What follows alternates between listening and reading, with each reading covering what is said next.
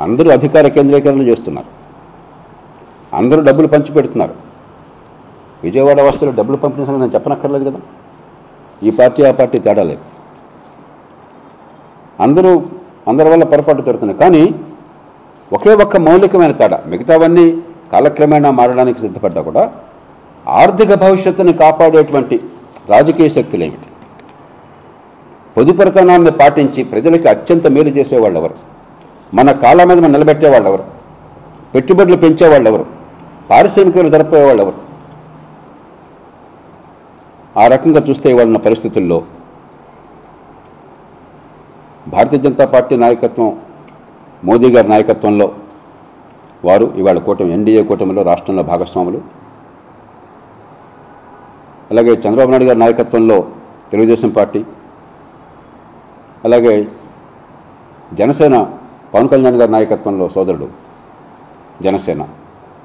ఈ మూడు పార్టీలు కూడా ఓ పక్కన సంక్షేమం అందాలి సామాన్యులకి, దాంతో తృప్తిపడకుండా దీర్ఘకాల భవిష్యత్తుని కాపాడాలి, ఆర్థిక ప్రగతిని పెంచాలి, పెట్టుబడులను పెంచాలి, మౌలిక సదుపాయాలు కావాలి, కొంతైనా చట్టబద్ధ పాలన తీసుకురావాలి. ఈ పూర్తిగా బడితున్నవాడిదే బర్రె, సింహాసనం కూర్చున్నవాడు ఏం చేసినా చెల్లుతుంది అన్న పద్ధతి పోవాలి అన్నదానికి ఈ ముగ్గురు కట్టుబడి ఉన్నారు.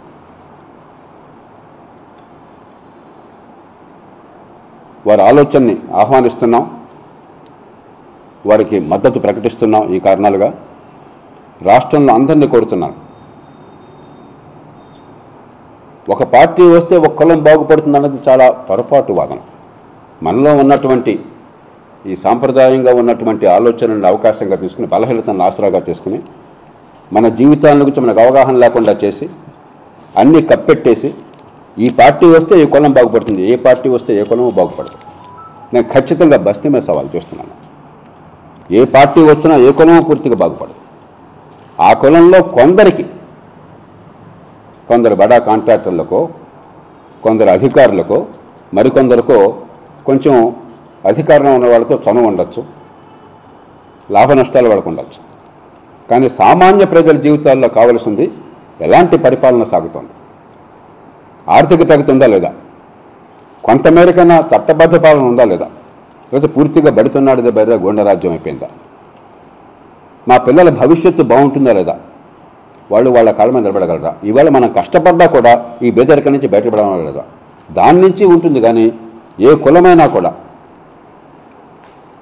ఫలానా కులం వాడు ఎమ్మెల్యే అయితే, ఫలానా కులం వాడు ఫలానా పార్టీ వాడు అధికారంలోకి వస్తే నా కులం బాగుపడుతున్నది చాలా పొరపాటు ఆలోచన.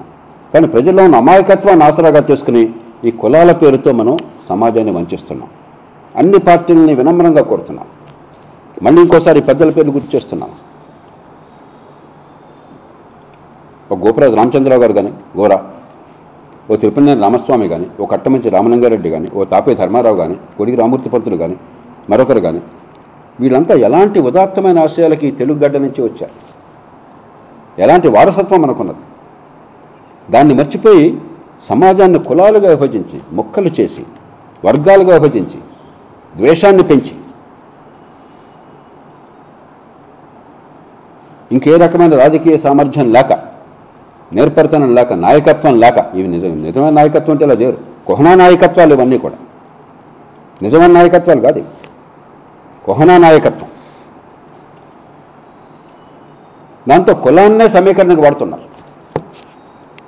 నేను మళ్ళీ చెప్తున్నా, ఇందాకన్నా నేను ఈవేళ రేపు పొద్దున్న పత్రికల్లో వెంటనే రకరకాల దుమారాలు వస్తాయి. సోషల్ మీడియాలో జేపీ గారు కూడా ఫలానా కులము, ఫలానా మతము. మన కర్మ కొద్దీ ఈ దేశంలో పుట్టిన ప్రతి వాడికి ఒక కులం అంటుంది, ఒక మతం అంటుంది.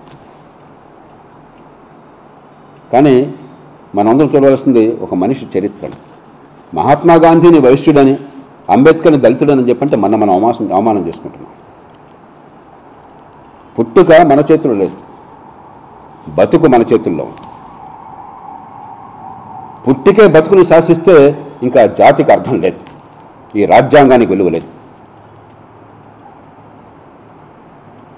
మనం చూడాల్సింది ఒక మనిషి మాట్లాడినప్పుడు ఎలాంటి జీవితం, ఎలాంటి విశ్వసనీయత, ఆలోచనలకి, మాటలకి, చేతలకి మధ్య ఏ మేరకు అంతరం ఉన్నది, అది చూడాలి తప్ప నువ్వు ఏ ఊళ్ళో పుట్టావు, ఏ కులంలో పుట్టావు, తెలంగాణలో నేను నివసిస్తున్నాను కాబట్టి కొన్ని సందర్భాల్లో నేను కటువైన మాటలు చెప్తే ఆయన ఆంధ్ర ప్రాంతంలో పుట్టాడు, ఆయనకి ఎందుకు అంటారు?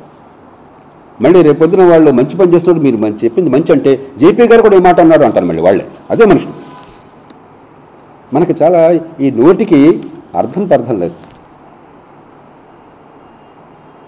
నేను చాలా పచ్చిగా చెప్తున్నాను, ఎందుకంటే పచ్చిగా చెప్పకపోతే అర్థం కాదు. నేను చాలా ఫ్రాంక్గా చెప్తున్నాను. ఈ మాటలు అందరి మనసుల్లో ఉన్నాయి, ఎవరో ఒకటి చెప్పాలి కదా. నిజము చెప్పినవాడు నిజము చెప్పనినాడు ప్రజకు జరుగుని కీడు. ప్రతివాడు ఊరికే సన్నాయకుల్లోకి పైన మాట్లాడితే సమాజం నష్టపోతుంది. తెలుగునాడు చాలా నష్టపోయింది. 9 ఏళ్ల క్రితం ఇక్కడ విజయవాడ నగరంలోనే చెప్పాను, ఆనాడు చెప్పాను, మీరు కులాల కురుక్షేత్రంగా ఈ రాష్ట్రాన్ని మారుస్తున్నారు. వేరే పార్టీ అధికారంలో, ఈ పార్టీ ఆ పార్టీ అనవసరం నాకు. బహిరంగంగా చెప్పాను విజయవాడ సమావేశంలో. కాబట్టి దీనిలో ఈ కులమా ఆ వర్గమా లేదు. సమాజంలో కొంతమంది అయినా కులాన్ని, మతాన్ని, ప్రాంతాన్ని అధిగమించిన వాళ్ళు ఉన్నారు కాబట్టి సమాజం బతుకుతుంది. ఆ కోణంలోంచి మూర్ఖంగా చూసి వాస్తవాలను పక్కన పెట్టద్దు. అన్ని వర్గాల ప్రజల్ని కోరుతున్నాను, మీ గురించి, మీ కుటుంబాలను గురించి ఆలోచించండి. మీ కులం మీకు కూడి పెట్టదు.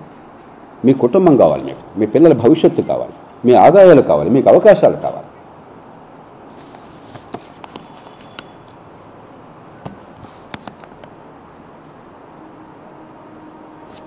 ఇంకొక మాట చివరికి వచ్చే ముందు, నిర్భయంగా ఓటు వేయండి. నచ్చిన పార్టీకి ఓటు వేయండి, నమ్మిన పార్టీకి ఓటు వేయండి, కానీ నిర్భయంగా ఓటు వేయండి. ఈ మాట చెప్పాల్సిన అవసరం ఉంటుందని నేను అనుకోవాలి. ఎన్నికలు నిర్వహించిన వాడిని నేను. అసెంబ్లీ స్థాయిలో కావచ్చు, పార్లమెంట్ స్థాయిలో కావచ్చు, జిల్లాలో కావచ్చు, అలాగే ఇతర రాష్ట్రాల పరిశీలకులు కావచ్చు, దేశమంతా ఎన్నికలు చూసినవాడిని, ఎన్నికల్లో పాల్గొన్నవాడిని, పోటీ చేసినవాడిని, ప్రపంచంలో ఎన్నికలను పరిశీలించిన వాడిని చాలా దేశాల్లో.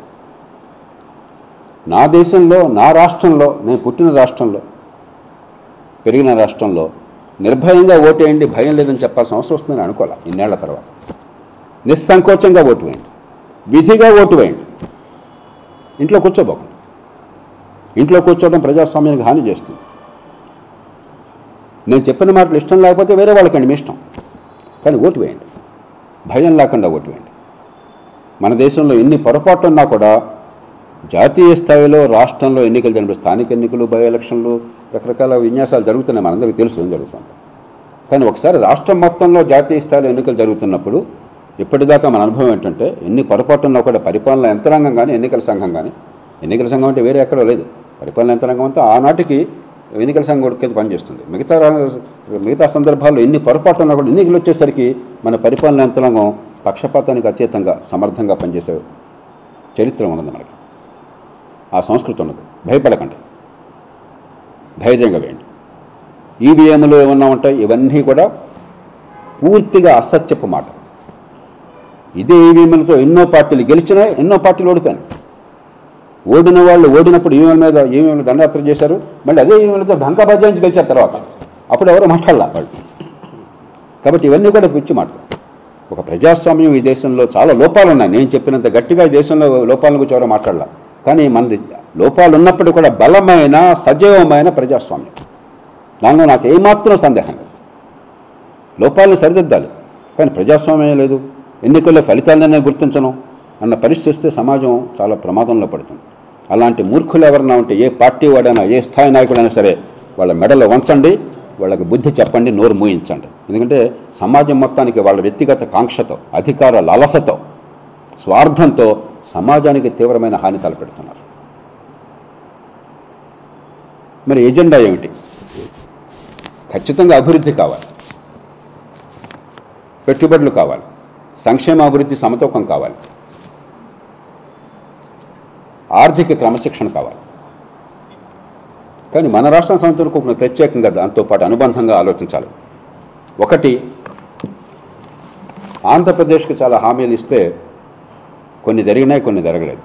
మధ్యలో అడ్డుపడింది. ఒకడి మీద ఒకడు ఆరోపణలు చేసుకుని ఎన్నికల అస్త్రంగా వాడుకున్నారు, కానీ రాష్ట్ర ప్రయోజనాలను కాపాడేందుకు సమర్థమైన ప్రయత్నం జరగలేదు. ఇది జాతీయ స్థాయిలో కేవలం తెలుగు వాళ్ళు కాకుండా దేశ స్థాయిలో తెలుగుయేతరులు, నిపుణులైన వాళ్ళు, ప్రణాళిక సంఘం ఉపాధ్యక్షులకు పనిచేసిన వైకే అలాగ్, సుప్రసిద్ధ ఆర్థికవేత్త, ప్రణాళిక మంత్రిగా పనిచేశారు జాతీయ స్థాయిలో. అలాగే ప్రణాళిక సంఘం సభ్యులుగా పనిచేసిన వాళ్ళు ఇతర రాష్ట్రాల నుంచి, జాతీయ స్థాయిలో ఆర్థికవేత్తలు. సరే, మన 2 రాష్ట్రాల్లో అనుభవం ఉన్నటువంటి పరిపాలన దక్షులు, ఆర్థికవేత్తలు నిష్పాక్షికంగా తయారు చేసిన నివేదిక. దీని ప్రాతిపదికనే 2014-15 సంవత్సరానికి ఎంత మనకి బాకీ రావాలి రెవెన్యూ డిస్ట్రిక్ట్ చెప్పినది ప్రామాణికంగా అంచనా వేశాం. నేను ఆనాడు అంచనా వేసింది మాకు 10,493 కోట్లు రావాలని చెప్పాను. కొద్ది నెలల క్రితం వచ్చింది. ఎంత వచ్చింది తెలుసా? 10,461 కోట్లు వచ్చింది. బస్తీ మెసవాళ్ళు కాదో చెప్పండి, మీరు చూసి చెప్పండి. 2019లో వెలువరించాము. దీనికి లోక్సత్తా కట్టుబడి ఉన్నది. ఇది సాధించాలి. అందున ఈవేళ జాతీయ స్థాయిలో ప్రధానమంత్రిగా గారు నాయకత్వం వహించే పార్టీ కూటమిల భాగస్వామి కాబట్టి రేపు పొద్దున విజయం సాధించగా ఇళ్ళకు కానీ పండుగ కాదు, ఇవి సాధించాలి. పోలవరం ప్రాజెక్టు ఉంది ఉదాహరణకి. అరే 3 రాష్ట్రాలకి 4 రాష్ట్రాలకి పనికొచ్చే ప్రాజెక్ట్. ఆ ప్రాజెక్ట్ వస్తే గోదావరి నుంచి మనకు గ్రావిటీతో నీళ్ళు వచ్చేస్తే పట్టిసీమ ఎత్తిపోతల అవసరం లేకుండా నిల్వ ఉంచుకునే అవకాశం వస్తే ఈ కృష్ణా జలాల్ని ఎగువన ఊళ్ళో పుష్కలంగా వాడుకోవచ్చు. రాయలసీమకు వాడచ్చు, కోస్తాంధ్రలో నీళ్ళు అవసరమైన ప్రాంతాలకు వాడచ్చు. అటు తెలంగాణకి లాభం, కర్ణాటక లాభం, మహారాష్ట్రకి లాభం. అంతా చాలా శరవేగంగా జరిగింది. తర్వాత ఏమీ జరగకుండా ఆగిపోయింది. ఎంత విచిత్రం ఇది! ఎంత ఆత్మహత్య సదృశ్యం! అలాగే ఇతర మౌలిక సదుపాయాల కల్పన, పెట్టుబడులు ఎంత ఆగిపోయినాయి. రోడ్లు ఎంత నిస్సారంగా అయిపోయినాయి. ఎన్ని చోట్ల చూసినా కూడా 2024లో ఉన్నామా లేకపోతే 1994లో ఉన్నామా అర్థం కాకుండా పోయింది మనకి. ఎంత సిగ్గుచేటు! దాంతోపాటు ఆర్థిక క్రమశిక్షణ కావాలి. ఇందాక చెప్పాను, 2 రాష్ట్రాలు ఉటంకించాను. దాని మీద జాతీయ స్థాయిలో ప్రతి రాష్ట్రాన్ని విశ్లేషిస్తూ ఓ సమగ్రమైన పత్రాన్ని లోక్సత్తా వెలువరించింది. వెంటనే ఒక్కరోజున క్రమశిక్షణ సాధ్యం కాకపోవచ్చు, కానీ 2-3 ఏళ్లలో ఆర్థిక పరిస్థితి చక్కబెట్టాలి.